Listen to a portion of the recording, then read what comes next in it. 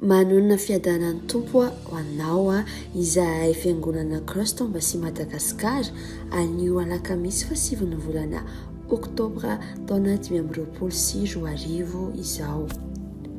Ampifaliana ho anay foana no izarany rapso ny famarinana ho anao ny manasanao ary fantoka hatrany izahay.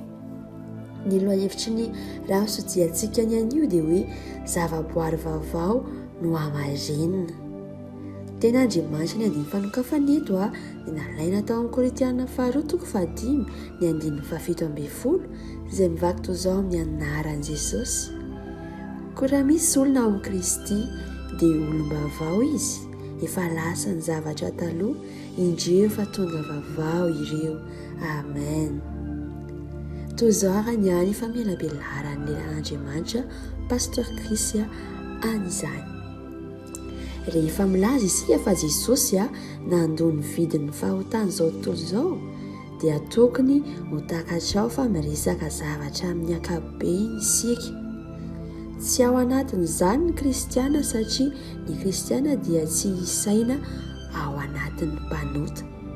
Ny kristiana dia karazana zavaboary hafa mihitsy. Tsy azo tsy hoe avy eto amin'izao tontolo izao izy ireo. Teraka tao amin'ny fiainam-baovao izy ireo amin'ny alalan'ny fahafatesan'i Jesosy Kristy sy ny fandevenana azy ny nitsanganany tamin'ny maty. Rehefa nino an'i Jesosy Kristy ianao ary nanaiky azy ho tompo sy mpamonjy ny fiainanao dia voaforona indray ianao. Nateraka indray niaraka tamin'ny fiainam-baovao.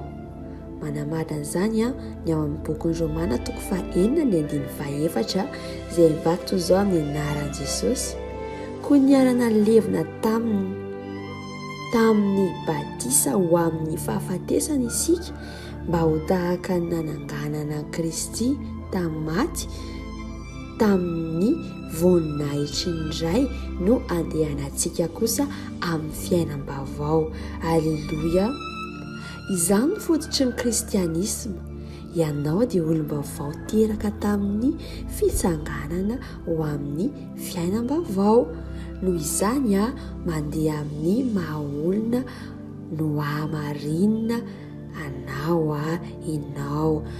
Inona no dikany hoe no amarinina ary? Nambara fa tsy meloka no ahafahana madiodio. Ilay olona meloka dia maty niaraka tamin'i Kristy teo amin'ny hazo fijaliana izany. Halleluia. Ary rehefa nitsangana tamin'ny maty Jesosy dia velona ilay inao vaovao. Voninahitra an'Andriamanitra izany. Ilay inao vaovao dia noforonina tamin'ny fahamarinana sy ny tena fahamasinana. Ny ao bokin'ny Romana 4:5 izay milaza mikasika ny Jesosy tompo dia milaza amintsika fa izy izay hoe amin'ny anaran'i Jesosy natolotra noho ny fahadosontsika ary natsangana ho fanamarinana antsika. Amen. Voninahitra an'Andriamanitra izany no amarina ianao satria zavaboary vaovao ianao. Izany no antony hitorintsika ny filazantsara amin'ny fahamehana.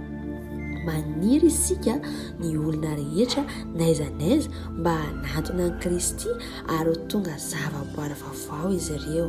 Tiantsika ho fantatra izy ireo fa no amarinina izy ary ao amin'i Kristy dia tsy manana lasa izany. Karazana zavaboary vaovao. Hoy ny bokin'ny Jakoba 1:1 ny andiny 12 amin'ny anaran'i Jesosy. Tamin'ny sitrapony no niterahany antsika tamin'ny teny fahamarinana mba ho santatry ny zavatra noforoniny isika.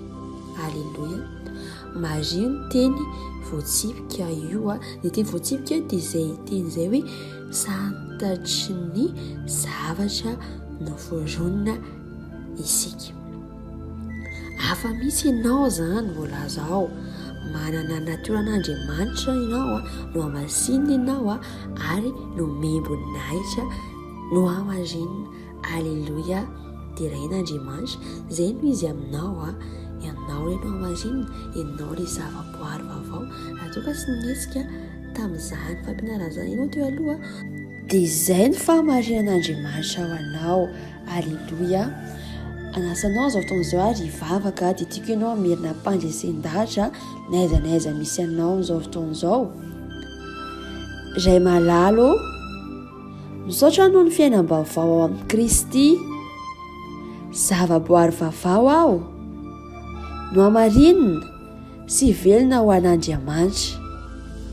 Efa lasa ny zavatra taloha ary tonga vaovao ny zavatra rehetra. Mandeha amin'ny fahatongavan-tsainan'ny natioran'Andriamanitra ato amiko aho.